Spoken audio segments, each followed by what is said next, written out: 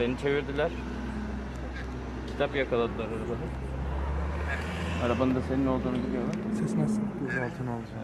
Gözaltına alacaklar. Senin gözün. Evet. Senin kitapla bir alakalı yok. Bilmiyorum. Öyle söylüyor. Öyle beyan ediyorlar, bilmiyorum. O şekilde beyan ediyorlar. Şu an komiser beyin elinde telefon.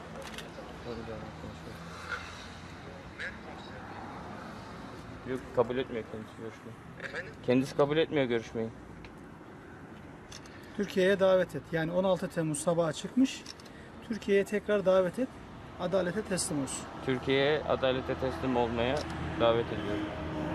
Yani ben geleceğim, teslim olmaya geleceğim içinden Allah nasip ederse. Tamam. Adalet Türkiye'de olduğunda geleceğim. Komiserliğe selam söyle. Adalet olduğunda geleceğim. Neden? Türkiye'nin adaletinden korkmayın, gelin. Tamam.